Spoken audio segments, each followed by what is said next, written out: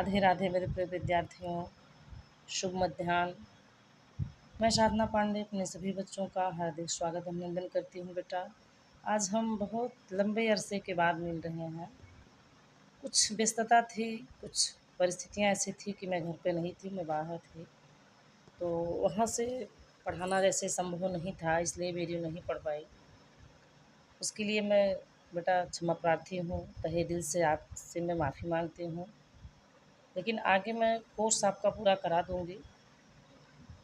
इस समय आप गर्मी की छुट्टियों में घूम टहल रहे हैं, मुझे पता है, लेकिन फिर भी बेटा घूमने के साथ-साथ थोड़ा बहुत अपनी पढ़ाई भी आप कर लिया करिए।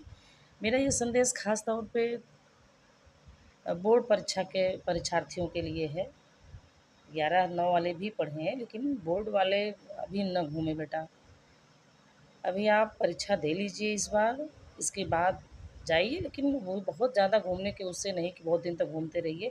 आपके सामने सुनहरा मौका है 2-3 साल 4 साल का, आप उसमें एकदम अपना जी जान लगाकर अपना लक्ष्य अचीव कर लीजिए, बस यही इच्छा है मेरी बाबू आपके लिए। तो आज हम पढ़ेंगे विनय पत्रिका। ये किसने लिखा है? गोस्वामी जी ने लिखा है। और विनय पत्रिका से इतने प्रश्न बनते हैं बेटा कि विनय पत्रिका किस भाषा में है। तो विनय पत्रिका किस भाषा में है? ब्रज भाषा में, ठीक है। विनय पत्रिका किस भाषा में है? ब्रज भाषा में है। तो ये एक तरह से हम कह सकते हैं कि भगवान राम जी के पास गोस्वामी जी ने अपनी अर्जी भी भेजी थी इस विनय पत्रिका के माध्यम से। इसको विनयावली भी कहते हैं, विनय पत्रिका भी कहते हैं, है ना। ये ब्रज भाषा में है। इसका हम पहला पद आज देखेंगे। कबहुक, एक मिनट, कबहुक हाँ यही रहन रहूँगो। कबहुक माने कभी, हूँ मीन्स मैं, ये ब्रज भाषा में मैंने बताया। यही माने इस रहन माने इस तरह से, माने इस आदत से, इस जीवन पद्धति से रहूँगा। रहूँगा माने रहूँगा। जहाँ ओकार बहुला मिले वहाँ क्या होता है? ब्रज भाषा होती है। तो क्या कह रहे हैं गोस्वामी जी कि हे ईश्वर, हे प्रभु, क्या मैं कभी इस तरह से जीवन जीऊँगा? वो अपनी जीवन पद्धति से असंतुष्ट हैं। उनको जो जिस तरह का वो जीवन जी रहे हैं वो उनको अच्छा नहीं लग रहा है, क्योंकि उन्हें अब आत्मज्ञान हो गया। वो जान गए हैं संसार मिथ्या है, मोह माया सब मिथ्या है। मिथ्या मीन्स झूठी है। तो इससे हटकर ही भगवान की शरण में जाया जा सकता है, तभी हमारा कल्याण हो सकता है। तो वो क्या कह रहे हैं कि क्या कभी मैं इस तरह की जीवन पद्धति जीऊँगा, इस तरह से जीवन शैली में अपने जीवन इस जन्म में जीऊँगा? और श्री रघुनाथ कृपाल कृपा ते संत स्वभाव कहूँगो। स्वभाव में स्वभाव, ये तद्भव है और स्वभाव तत्सम है। संत माने सज्जनों की, साधु संतों की, ऋषि मुनियों की। श्री रघुनाथ माने भगवान श्री रघुनाथ जी की, भगवान श्री रामचंद्र जी की। कृपाल माने कृपा के सागर की। कृपाते माने कृपा के द्वारा। ऐसा कब संभव होगा? यह यानी हमको, जो मैं संत के एक तरह से, जो साधु संतों की तरह जो मैं जीवन जीना चाह रहा हूँ, जो उनकी जीवन पद्धति को जो मैं अपनाना चाह रहा हूँ, यह तभी संभव होगा जब भगवान श्री रामचंद्र जी कैसे कृपा के सागर भगवान रामचंद्र जी मुझ पर कृपा करेंगे। तभी मैं इस साधारण जीवन से ऊपर उठकर सज्जनों की तरह जीवन में, संतों की तरह मैं जीवन जी पाऊँगा। जथा माने यथा यानी जैसे, लाभ संतोष सदा काहू सुन कछु न चाहूँगो। कहते मेरे जीवन में जैसी भी परिस्थितियाँ आएंगी, मुझे जो कुछ भी मिल जाएगा, लाभ माने लाभ होना, मिलना, मुझे जो कुछ भी मिल जाएगा मैं उसी में क्या कर लूँगा? संतोष कर लूँगा। सदा माने सर्वदा मैं उसी में खुश रहूँगा। काहू सो कछु ना चाहूँगा, मुझे किसी से भी कुछ प्राप्त करने की इच्छा नहीं रहेगी। क्योंकि जब तक आपकी इच्छाएँ बढ़ती रहेंगी तब तक तो आप सांसारिक मोह माया में फँसे रहेंगे। जिस दिन आपकी इच्छा खत्म, उस दिन आप भगवान की शरण में चले जाएँगे। और जब उनके शरण में जाएँगे तो फिर तो अब वही है ना कि आना है तो आओ मेरे भोला की महफ़िल में, यहाँ सोना ही सोना है, वहाँ पीतल ही पीतल है। जो एक बार सोना पा जाएगा उसको पीतल की क्या आवश्यकता है? जो ईश्वर की शरण एक बार पा जाएगा तो फिर उसको फिर किसी भी चीज़ की आवश्यकता ही नहीं रह जाएगी। इसको वही समझेगा जो उस तरह का होगा बेटा। फिर क्या कह रहे हैं? परहित निरत निरंतर मन क्रम वचन नेम निभाऊँगो। नेम मीन्स नियम पूर्वक, निभाऊँ मीन्स निभाऊँगा। कैसे? मन, क्रम और वचन से। कर्म मतलब कर्म, यानी मन, कर्म और वाणी के द्वारा मैं नियम का निर्वाह करूँगा। कैसे? परहित, दूसरों के कल्याण में मैं निरंतर लगा, निरत माने हमेशा। मैं निस्वार्थ भाव से दूसरों की ही भलाई में मन, कर्म, वाणी के द्वारा नियम पूर्वक दूसरों की भलाई करूँगा। अर्थात मैं अपने मन, कर्म और वचन के द्वारा नियम पूर्वक निरंतर दूसरों की भलाई में लगा रहूँगा। परुष माने होता है कठोर और पुरुष माने एक नर पुरुष। परुष वचन माने कठिन वचन, अति दुस्सह, जो बड़ा ही असहनीय होगा। श्रवण माने सुनने के लिए हमारे कानों में, यानी यदि मुझे कोई बहुत ही असहनीय, बड़ा ही मतलब कठोर कटुवाणी बोलेगा तो भी मैं सुनते ही, सुन करके ते ही माने उस पर पावक यानी आग की तरह से न दहाऊंगा, क्रोध नहीं करूँगा। बोलते ना आग बबूला होना, यानी बहुत क्रोधित होना। तो वही कह रहे हैं, यदि मुझे कोई कुछ कठोर वचन भी बोलेगा तो भी उसको सुन करके मैं उस पर क्रोधित नहीं होऊंगा। और क्या कह रहे हैं? विगत माने होता है रहित, मान, सम शीतल मन, यानी अब मैं मान अपमान से ऊपर उठ गया हूँ। मुझे सम्मान की और अपमान की कोई चिंता नहीं है। चाहे कोई मेरा सम्मान करे, चाहे कोई अपमान करे, मैं हर परिस्थितियों में सम माने समान रहूँगा और अपने मन को शीतल यानी शांत रखूँगा। पर गुण, मैं दूसरों की गुण माने गुणों को तो कहूँगा, उसका बखान खूब करूँगा, नहीं दोष कहूँगा, लेकिन मैं दूसरों के दोषों को नहीं कहूँगा किसी से। बेटा ये शब्द बड़े भाव भरे हैं तीनों, नहीं दोष कहूँगा। ये बेटा ये जान लीजिए कि दूसरों की निंदा करना या सुनना दोनों ही क्या है? पाप है। उसका पाप जिसकी हम निंदा करते या सुनते हैं हमारे ऊपर आ जाता है। अरे अपना कम है क्या जो हम दूसरों का भी फ्री में ले लें? हैं? नहीं करना चाहिए ना, निंदा करना चाहिए ना सुनना चाहिए। रामधारी सिंह दिनकर जी ने लिखा है ना कि ईर्ष्या की बड़ी बेटी का नाम निंदा है। बुराई हमारे अंदर कहाँ से पनपती है? जहाँ से हम किसी की बुराइयाँ ढूंढना शुरू करते हैं, जहाँ से हमारी सोच नेगेटिव की तरफ बढ़ती है, वहाँ से हम धीरे धीरे गर्त में जाना शुरू कर देते हैं। कमियाँ सब में हमारे अंदर नहीं है। किसी की तरफ एक उंगली दिखाओ तो अपनी तरफ सीधे 3 उंगली मुड़ती है कि उसके एक कमी है और आप में 3 कमियाँ, पहले अपनी 3 कमी फिर उसकी एक कमी सुधारना। लेकिन इस नियम को कोई अपनाता नहीं है, अपनाना चाहिए बेटा, जीवन में बहुत सुख मिलेगा इन सब बातों को। छोटी-छोटी गलतियाँ हमारे बड़े-बड़े काम को बिगाड़ देती हैं। इसलिए हमें जीवन में हर समय सतर्क रहना है, चाहे वह सांसारिक हो, चाहे आध्यात्मिक हो, दोनों तरह से। ठीक है? यहाँ हम रहने के लिए नहीं, जाने के लिए सब लोग आए हैं। पहले 100 वर्ष उम्र थी, फिर 80 हुई, अब ज़्यादा से ज़्यादा 60 या 65 साल उम्र है। वो एक मानक है, उससे भी कम हम जी रहे हैं। और जो मौत आ रही है ना, या तो हार्ट अटैक या एक्सीडेंट या बीपी बढ़ गया, शुगर बढ़ गया, ये वो ऐसी मौत आजकल हो रही है ना। तो इसलिए भैया जितना दिन जीवन है शांति से आराम से जिए। न कुछ लेकर आए न लेकर जाना है। ज़िंदगी एक किराए का घर है, एक दिन खाली ये करना पड़ेगा। जिस दिन मकान मालिक ने कहा मेरा कमरा छोड़ो, उस दिन हमको छोड़ना है। बस यही सोच के आराम से रहिए। आगे क्या कह रहे हैं? परिहरि देह जनित चिंता।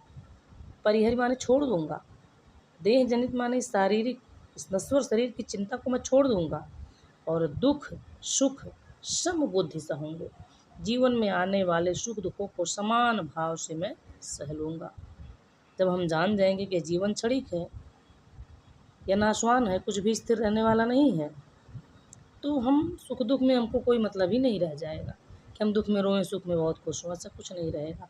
जैसे बिना बुलाए ईश्वर ने दुख दिया है बिना मांगे, वैसे बिना मांगे सुख भी वो ही देंगे। इसलिए निश्चिंत भाव से अच्छे कर्म करिए, जीवन में दुख आना ही नहीं है आपके। ठीक है? और तुलसीदास प्रभु यही पथ रही, अविचल हरि भगत लहोंगो। कहते हैं गोस्वामी जी की हे प्रभु, आपकी कृपा से मैं इस अविचल माने अटल, इस अटल शुद्ध पथ पर चलकर, अच्छे रास्ते पर चलकर मैं आपकी अटल भक्ति को प्राप्त कर लूँगा। यानी इस मार्ग का अनुसरण करके मैं आपकी अटल भगवत भक्ति को प्राप्त कर सकूँगा। ठीक है? तो ये विनय पत्रिका है का एक अंश है। इसमें भाषा ब्रज है, गुण प्रसाद है। मैंने कहा जहाँ भक्ति की बात होगी वहाँ प्रसाद गुण होगा। शैली मुक्तक है, इस पद का दूसरे पद से कोई लेना देना नहीं है। गेय पद छंद है ये, इसमें न दोहा, न सोरठा, न रोला, न चौपाई, न सवैया। ये गेय पद है, इसको आराम से गाया जा सकता है और इसमें शब्द शक्ति अभिधा है, अर्थ बड़े आराम से एकदम सीधे सीधे निकल जा रहा है। ठीक है, तो इसको हम देख लिए बेटा। आगे हम अगला पद देखेंगे। अगला पद हमारा है, हाँ अगला पद यहाँ से हम देखते हैं। ऐसी मूढ़ता या मन की, क्या कह रहे हैं? ऐसी मूढ़ता या मन की। मूढ़ता मीन्स मूर्खता। कौन कह रहा है? परम पूज्य संत शिरोमणि भगवान गोस्वामी जी कह रहे हैं कि मूढ़ता मीन्स मूर्खता, यह मेरा मन कैसा है, बड़ा ही मूर्ख है। सबका मन मूर्ख है बेटा। ये जो शरीर है ना, एक रथ है, इसका सारथी कौन है? मन है। घोड़े इस पे कौन है? 5 ज्ञान इंद्रियां, 5 कर्म इंद्रियां हैं। वही इंद्रियां हमारे इस रथ के घोड़े हैं। और इस पे बैठने वाला कौन है? आत्मा है। आत्मा हमको हमेशा सही दिशा में ले जाता है, लेकिन ये मन सांसारिक मोह माया में भटकाए रहता है। हम जब पूजा करने बैठते हैं, हम मीन्स हम सभी लोग, हम बहुवचन है, मैं एक वचन हूँ, तो मन तो हमारा, आत्मा तो हमारी लगती है ईश्वर की पूजा में, लेकिन मन भटकाता है सांसारिक भावनाओं में, मन को एकाग्र नहीं होने देता है। तो यही जो मन पे नियंत्रण कर लिया, वो मन पे हावी है। और जिसका मन जिसके बस में नहीं है, उसके ऊपर उसका मन हावी है, उसे गलत कार्य ही करवाएगा, है ना। मन के बहकावे में ना आना, तो मन सही दिशा में नहीं ले जाता है बेटा। वही कह रहे हैं, ऐसी मूढ़ता या मन की, ये मेरा मन क्या है, बड़ा ही अत्यंत ही मूर्ख है। क्यों? अब उसका कारण दे रहे हैं। परिहर माने छोड़कर, राम भगति, राम जी की भक्ति रूपी सुर सरिता। यहाँ देखिए, राम भगत सुर सरिता में रूपा का अलंकार है, क्योंकि राम जी की भक्ति जो है वो कोई गंगा नदी नहीं है, लेकिन माना गया जैसे गंगा नदी अथाह है, पवित्र है, अनंत है, वैसे ही राम जी की भक्ति भी है। तो राम भगति रूपी जो हमारी जो जो क्या है, यह क्या छोड़ दिया है? राम जी की भक्त रूपी नदी को, गंगा को छोड़कर अपने विषय वासनाओं की प्यास बुझाने के लिए आसमानी उम्मीद कर रहा है ओष्ठ कण की, विषय वासना रूपी ओष्ठ के बूंदों की उम्मीद कर रहा है। मन की प्यास कैसे बुझेगी? जब ईश्वर मिलेंगे तभी तो शरीर को शांति मिलेगी, आत्मा को शांति। शरीर तो मान लीजिए नश्वर है, जलाने के बाद अपने आप शांत हो जाएगा। मन की शांति तभी मिलेगी जब ईश्वर मिल जाएंगे आपको। लेकिन यह राम की भक्ति रूपी गंगा को छोड़कर अपनी विषय वासनाओं की प्यास, सांसारिक प्यास को बुझाने के लिए ओष के बूंदों की उम्मीद कर रहा। मेरा मन बड़ा ही मूर्ख है। अरे भाई, सामने गंगा बह रहे हैं, उसमें से चारों जली पानी उठाकर पी लो। अब कहोगे ओस की बूंद को हम पिएंगे, तो ओस की बूंद तो हम उठा नहीं पाएंगे हाथ से, हमारी प्यास भी नहीं बुझेगी। तो वही भाव है यहाँ पर। धूम समूह माने धुएं के समूह को, निरख माने देखकर, चातक माने पपीहा, जेव माने जैसे, त्रिसित जान मत घन की, प्यासा ही रह जाता है, क्योंकि उसकी मत क्या है, उसकी बुद्धि क्या समझती है, क्या क्या है, घन मीन्स बादल है। जैसे पपीहा पंछी धुएं के समूह को बादल समझता है और इसी को निहारता रहता है, लेकिन उसकी प्यास नहीं बुझती, वह प्यासा ही रह जाता है। नहीं तह शीतलता, क्योंकि वहाँ धुआं है तो गर्मी रहेगी ना, धुआं तो आग से ही उठा है, वहाँ उसको शीतलता भी नहीं मिलती है। न बारी, बारी माने जल, बारी तद्भव है, वारी उसका तत्सम होगा, वहाँ उसको जल भी नहीं मिलता है। पुनि हानि होत लोचन की, और लगातार टकटकी लगाकर उस बादल को देखने के कारण चातक की, लोचन माने आँखों को भी, हानि यानी उसकी आँखों में दर्द होता है। झूठा संसार है ना, संसार की मोह माया झूठी है ना, इसमें हम झूठे फंसे हुए हैं। इसमें न हमारा उद्धार होना है, न हमारी भलाई होनी है। कब कौन सा छल कपट कोई कर जाए साथ में, आप नहीं जान पाएंगे। अगर आप अच्छे हैं तो सब आपको अच्छे दिखेंगे, हाँ सब लोग सज्जन हैं। अगर आपका मन विकृत है, आप दुष्प्रवृत्ति के हैं, तो आपको सब में कमियां नजर आएंगी। लेकिन किसी भी हाल में यह संसार आपका साथ देने वाला नहीं है। 100% इंसानियत मरी नहीं है तो सत्य है, लेकिन हर कदम पे आपका साथ कोई नहीं दे सकता। आपकी अच्छी बुद्धि और विचार ही आपका साथ और ईश्वर ही आपका साथ देंगे। आगे फिर समझा दे, देखो एग्जाम्पल दे देकर कितना समझा रहे हैं कि मेरा मन कितना मूर्ख है, किस तरह गलतियाँ कर रहा है। ज्यों मीन्स जैसे, यहाँ उदाहरण अलंकार है। गच माने कांच, माने फर्श। कांच बिलोक, जैसे फर्श पर कांच का फर्श है, उस पे सेन माने ये जो सचान यानी बाज पक्षी है, अपने छाह माने अपने शरीर की परछाई को देखता है। जैसे कांच का फर्श है, बाज पक्षी उस पे उड़ रहा है तो देखता है वहाँ उसकी परछाई है ना, कांच में दिखती है, तो सोचता है कि वह दूसरा बाज पक्षी है। और वह उस पर क्या करता है, टूटत अति आतुर आहार बस, उसको भोजन करने के लिए, उसको खाने के लिए, क्षुधा मिटाने के लिए उस पर टूट पड़ता है, उसको मारने के लिए। क्या सोच कर टूट पड़ता है, क्षति विसारी आनंद की, आनंद माने मुख, क्षति माने हानि, विसार माने भूल कर। वह भूल जाता है कि यह मेरा प्रतिद्वंदी नहीं बल्कि मेरी ही अपनी परछाई है। और वह जब फर्श पर वार करता है ना, अपनी चोंच से मारता है, तो उसके मुख पर ही चोट लगती है ना, उसको वहाँ कुछ मिलता नहीं है, उसके मुंह पर ही खुद की चोट लगती है। कहने का मतलब, हम जो इस मोह माया में फंसे हैं ना, इसमें हमारा ही हर तरह से नुकसान है।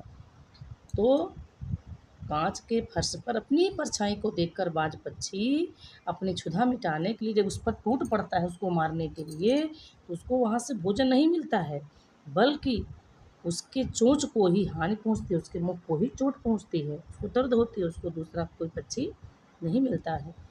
कहलौं कहूँ कुचाल, कु माने गलत, चाल माने रास्ता, हमारी कमियाँ। हे ईश्वर, मैं आपसे अपनी कमियाँ कहाँ तक जुड़ाऊँ, कहाँ तक बताऊँ। हे कृपा के सागर, जानत हो गति मन की, आप तो अंतर्यामी हैं, आप तो घट घट में बसे हुए हैं, सबके मन की बातें जान रहे हैं।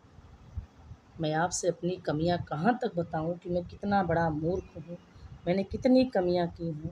लेकिन बेटा है ना, अगर नाथ देखेंगे अवगुण हमारे, तो हम कैसे भव से लगेंगे किनारे। ईश्वर बड़े ही दयालु हैं।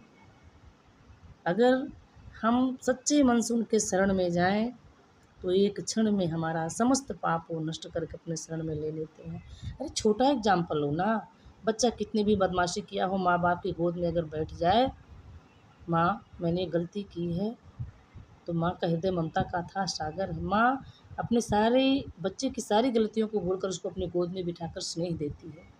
तो वही नाता हमारा ईश्वर से है। हरि जननी मैं बालक तोरा, काहे न अवगुण बख्शहु मोरा, कबीर जी ने लिखा है। अंतिम लाइन है बेटा, तुलसीदास प्रभु हरहु दुसह दुख, करहु लाज निज पन की।